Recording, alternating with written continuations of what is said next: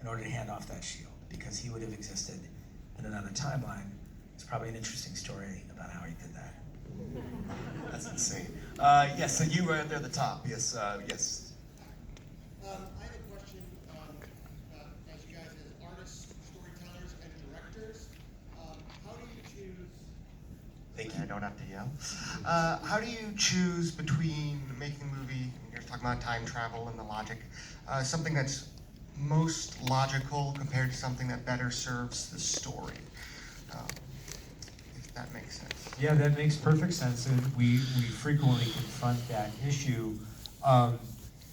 You know, we want to do both. I mean, is the short answer to that is we want our movies to make sense so that you can sit there and think through it. And by the way, we could take something like the time travel issue, which is probably the most complex thing we've ever dealt with, and step through the movie beat by beat and explain our logic in terms of how it's working. But we probably would need a whole Q&A session for that, or several. But yeah, we want things to work on both levels. We want things to make sense. Logic is a big thing for Joe and I. We want the movie sort of like to be because that's what we enjoy out of. We love movies, right? So we want to be able to chew on movies when we watch them and sort of like beat them up and attack them from different angles and keep thinking about them and just keep circling back. So we love movies that have a logic to them.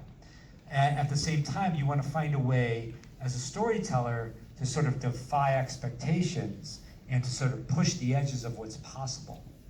And so I think it's a big process for us in terms of like toggling back and forth between those two issues in terms of like thinking of crazy ideas and then thinking about how do we tether that to a coherent narrative and then bam, blowing it up And tell the best story. All right, so we have time for 2 more questions. One thing I wanted to point out to you guys, by the way, on this screen for the first time, it's my 3rd viewing seeing it, the visual effects artists on your movie are brilliant.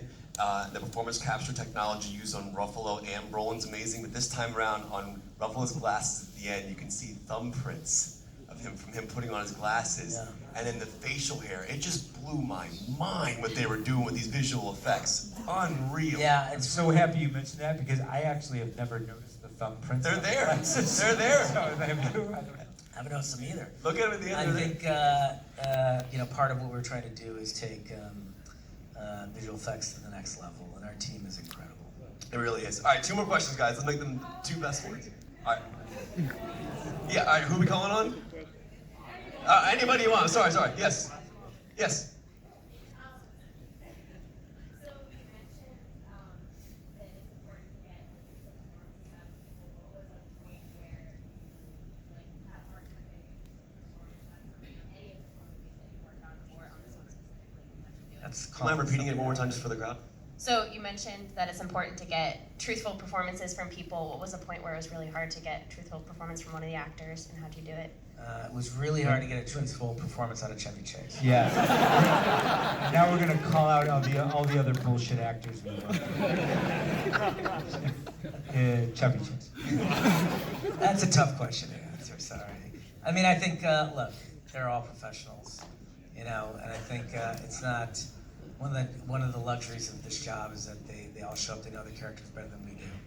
And frankly, you know, the issues we're dealing with most of the time are, you know, from our point of view, stuff that we didn't execute correctly or write correctly, and they're like, I wouldn't say this, and we're like, what would you say? And they'll improvise a line, and we go, that's the line, let's go, you know. So really, they bring the truth to the process. You right there in the blue shirt. Yes, ma'am. There was a pretty impactful thing that happened in the Tony dying, Natasha dying, then getting the shield. Right here. How, as directors, do you come to these decisions? What's your thought process on it? It's a story, it's all based on storytelling. I mean, again, it goes back to the idea, especially with Endgame, the idea that, you know, this was supposed to be an ending, a completion of the arc for all these characters in some way. So we just spent our time thinking about, you know, for us it's not like who's going to live, who's going to die, we don't think about it in those sort of abstract terms. We only think about it in terms of like, where has Tony Stark started? What's the journey that he's been on? What is the most sort of like fulfilling both like unexpected but yet truthful climax to that storytelling. We do that with Black Widow. We do that with every single character. It's just literally us sitting around with Marcus and McFeely, primarily, also with Kevin Feige and Trin Tran, our executive producer, and just thinking about these characters, thinking about what's the most satisfying, exciting, unexpected thing we can do with them.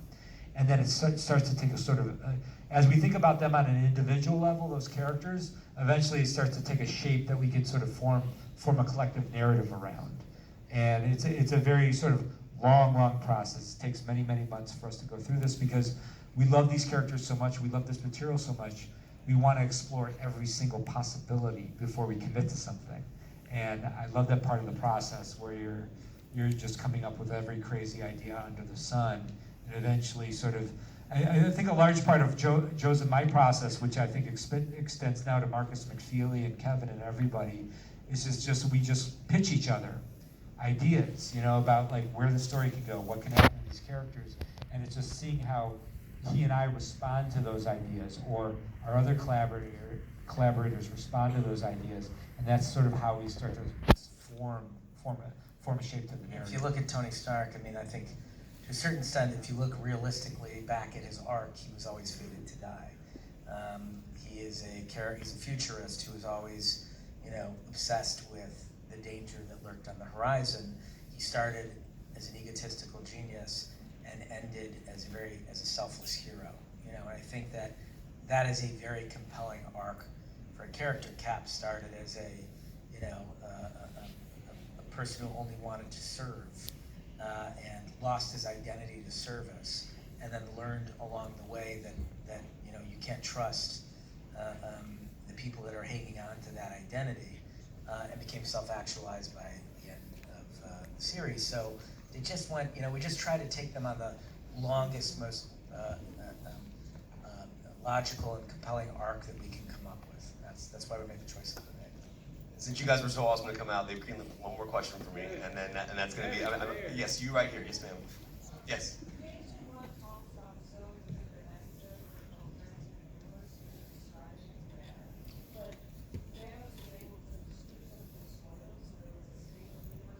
He reduced them to atoms. They are still present, yes. That's this is what we do in a room. This is a great question. I don't know if you guys... That was such a short question, we could do one more, yeah. But that was a great question. Did you guys hear what the question was? No. Yeah. So she asked, sorry. Go ahead. No, she asked, that she said the Ancient One made it very specific that the stones were essential to the flow of time, yet Thanos destroyed the stones. He actually says, I reduced them to atoms. So these are the sorts of things we do sitting in the writer's room, and we go, well, he can't destroy them because we're going to say 2 hours later that they're essential to the flow of time. So, all right, he reduced them to atoms. They still exist, but they're on an atomic level. You can't touch them, you can't use them, So Anthony Russo has given us one more question, he said. This is awesome. I want this young boy right here, yes. Okay, I'm gonna have to You don't check. microphone. One second.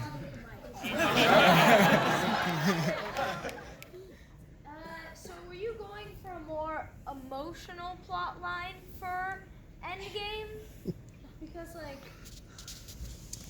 I felt more than other Marvel movies, I felt more connected and more emotionally immersed in the story than other movies.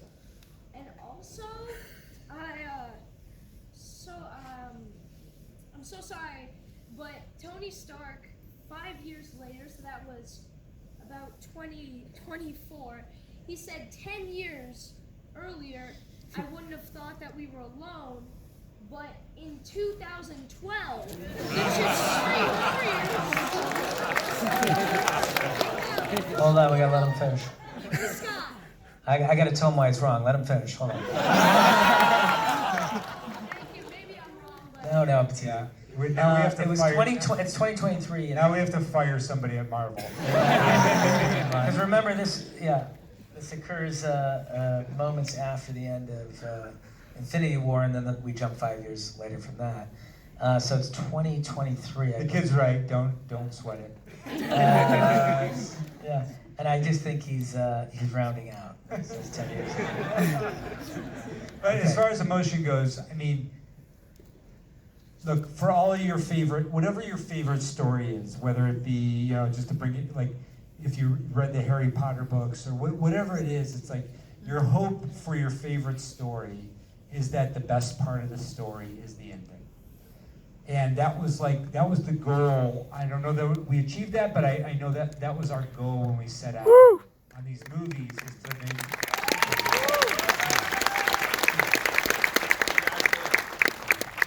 That was our hope for these films, is that we could deliver an ending that was a fitting climax to the journey that we've all been on for the past 10 years.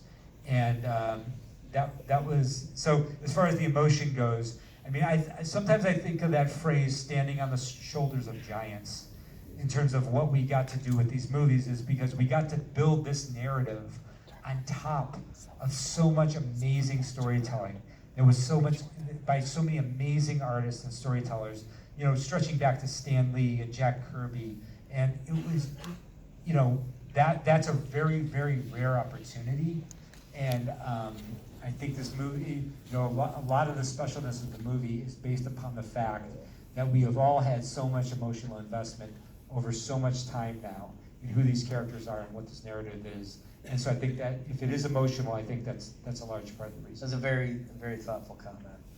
Question. All right. Yeah, well, guys. One more. Oh, hey, we can Woo! Yeah! We can go all night. This is awesome. Yeah, honestly. You guys all came out here and sat here and said, You're awesome. Thank you. no difficult questions. All right, don't worry, it's not a difficult question. Time for First of all, I love the movie. This is my third time seeing it. But it's more like with the 5 years later, definitely to your character, Joe. It's like, so what happened after the date? Like, did your boyfriend come back? Well, I'll tell you, I'm sure it was very complicated when they brought everyone back to 5 years later. Like, Because give us, I'm like, sure an some people alternative. had moved on and maybe had kids and, What are you doing in my house? It was a very, but I mean, look, it's part of the philosophical quandary of this film is, Tony was insistent that they not reset the last 5 years because kids have been born and people had lives and, you can't just, morally, how do you wipe the slate clean to bring people back? At what point then are you just as bad as Thanos? So I think that was a really complicated question in the movie, and it's now up to future films to answer that question of how people are going to exist in this world and what sort of complications come from it.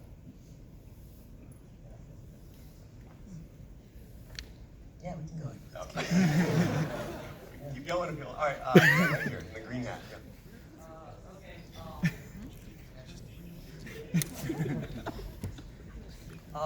Yeah, so love the movie, first of all. So my question is, so I'm directing and writing a play at my school right now. So my question for you is, when you're writing something, like when do you know like to put down the pen? When is it like, when do you know you're finished? Or when you're shooting, when do you know like, okay, that's the take, we can move on? I think when you are happy, that's the one thing that we've learned over our careers is when, we tell stories that we want to hear, stories that make us happy, and then we hope that everyone else is happy, is when we do our best work. And when you try to anticipate what it is that people want from you is when you do your worst work. Because you've lost your soul, you've lost the center of who you are, and you're trying to anticipate what the world wants, and you go online and the world wants a million different things, And I think that's the key to being an artist is, when you're happy, you're done. That's the ideal situation. In the real world, sometimes they just tear it out of your whole cold dead hands and you have to accept that. All right, we'll do 3 more. Yeah. So supposedly, Robert Downey Jr. read a whole script for everyone else. So when it came to filming Black Widow's scene, for that scene, did she know ahead of time or on the day of? Oh, she did. I mean, She certainly knew ahead of time. she read the script up to. Yeah, there's a whole section of the movie where she's not present for. And then that's obviously what she didn't read. But so when you're talking about people reading the script, they read what's integral to their storyline. Chadwick shows up for the last half hour of the movie, he doesn't need to read the entire film that occurs. And the reason we do that is it's just easier for the actors. You know, you have to talk about these things for hundreds of hours. And it's easier when you don't know not to slip up. It's just the honest answer. Is that it makes it easier for them to have conversations with people because they actually don't know.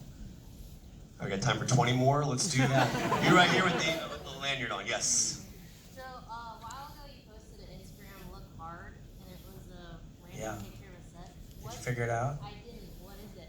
So the question is about an Instagram post where it says "look hard," and what were you referring to? I don't know. But, what do you guys think they're referring to? Probably nothing. Did you figure it out? Anybody figure it out?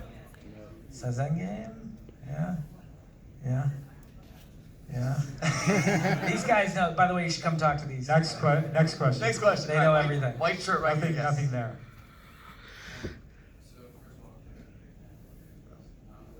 I can talk to you guys all day about the thought process of writing about it. What I'm curious of is what is important to you when it comes to collaboration? Like you're as running the collaboration as well.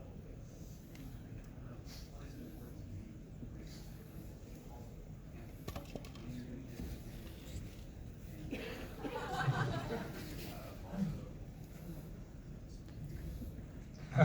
Isaiah wants to know when Anthony's going to get into the cameo game. We know that Joe does, and also the importance of collaboration and having a team. I'll get the cameo question out of the way. I'm not an actor. Joe is a trained actor. He's an excellent actor. I'm strictly behind the camera person. The important aspect of collaboration is you want people to challenge ideas, and I think that's why we've had such a great relationship with Marcus and McFeely and with Kevin. I think it'd be very entertaining if somebody had filmed all of us in a room together, arguing about how these story points play out. It's very intense at times, and I think that helps the movies and the stories become better stories, is when you're challenging the ideas, and everyone in that room is not afraid to challenge the idea or be challenged. And ultimately, you're just in service of telling the best story. That's the essential nature of collaboration.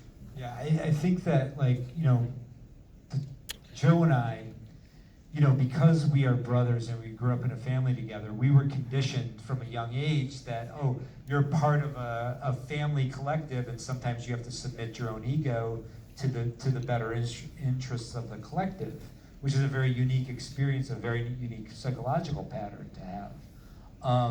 And I think that that's one reason why our collaboration has been so successful, because we can do that with one another. But yes, you know, we collaborate with many, many people beyond two of us. And I think it's like Joe said, you have to find the right people that you can trust where there's a give and take, where you feel safe with the idea that, like, your point of view is being protected and valued in the process in a way that you're protecting and valuing other people's points of view in the process. And it's a very sensitive thing, and it only works in certain situations with the right mix of people. I mean, we've certainly had situations where it hasn't been very successful in our careers with others. But it's one of the, like, when you find the right combination of people, especially in a medium like filmmaking, which is by its nature highly collaborative, that's where all the magic comes from. Okay, we're on the last question now. Final one. Promise. Right here, yes. It's cool now. Thank you. I first off wanted to say I agree with the young guy down there that this is the best movie of all time. So thank you. Thank you. This movie, as the young man back there said, is very emotional. It's also hilarious. And I think that the MCU is known for walking this great balance of lightheartedness, but also dealing with very deep, dark storylines and deep themes. And so as having gotten your start in sitcoms, or you were working heavily in sitcoms and whatnot, how much of the humor or how much of your experience from working in these sitcoms did you bring into making the humor of this movie? How much does that middle section where they go on the time heist feel like an episode of Community? We used to joke about that all the time. Yeah. We did, although we, like, it's a little bit of a misconception sometimes. We did not start in television. We did start as like indie filmmakers. We had a great run in television for sure, and it was primarily with comedy. But yeah, look, we strive for balance in storytelling. We love balance in storytelling. We love movies that give you a very total and complete experience. We love movies that can make you laugh, can make you cry, can make you think, can scare you, thrill you, excite you, etc. And so we're looking to layer the films with like that, the totality of that experience.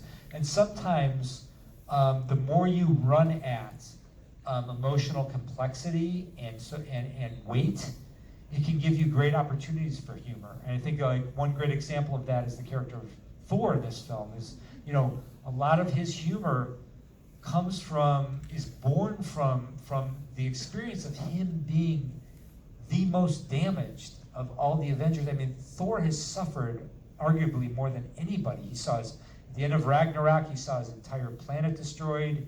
At the opening of Infinity War, you know, his brother was killed by Thanos. Heimdall was killed by Thanos. Many of his people. Mother was killed. His father was killed. I mean, just go down. It's like Shakespearean. Yeah, exactly. The epic nature of his suffering, and then his sole mission to finally avenge them by killing Thanos ends in failure. But from that very tragic, raw, emotionally raw, shredded place, you know, the only place to go, where do you go from there? You can't go down any further. So the only place to go from there is sometimes is to find humor in the situation. And I think that was one of the great joys of this story for Joe and I, was to be able to craft a character around Thor that was born from this emotional catharsis of that pain. That was finding a way. Everybody finds a way forward in their own ways. Tony Stark finds a way forward by getting married to Pepper and having a child. You know, Thor finds a way forward by sort of burying his pain as much as he possibly can until he can't hide any longer, and somebody comes to find him, pull him out of that space. You know, so I mean, for us, sort of sadness and comedy, pain and comedy is all connected and trades off with one another and can feed one another. And I think that's one of the great joys of narrative in general, because it helps us deal with that range of emotions in our own experience. And anyway, they're very connected. One of the big secrets of storytelling is that when you get people laughing, they are more emotionally available to you and to the story. And so, you know, had it stayed in the same tone as it was in the beginning, at a certain point it becomes so much that it starts to become an intellectual exercise for you because you push it away. But if you start to laugh with the characters, you feel connected to the characters through the pain, you're laughing with them, that you then are much more available to the more dramatic moments that come with Black Widow and with Tony Stark. And I will say this too, as Joe and I love to sort of shift gears in our storytelling. Like, we think that's part of the fun, is when you're throwing from one idea to the next, it all has high contrast to one another. So we like to shift gears quickly and suddenly and unexpectedly between sort of tragedy and comedy.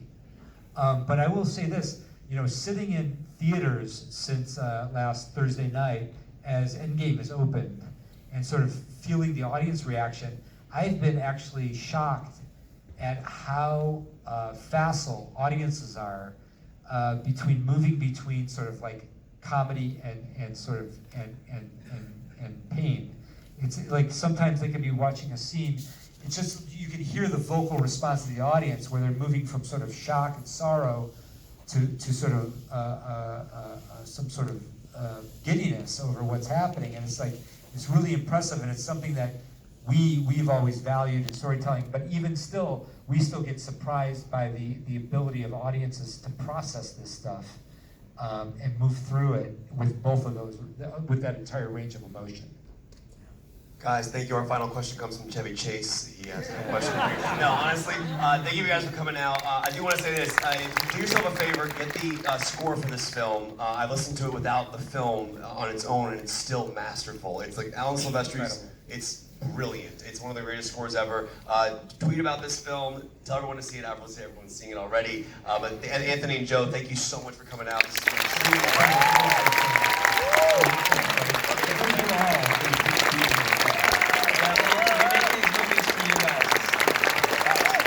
is a large selfie of all of us in the crowd. You guys all squeeze in. I like how people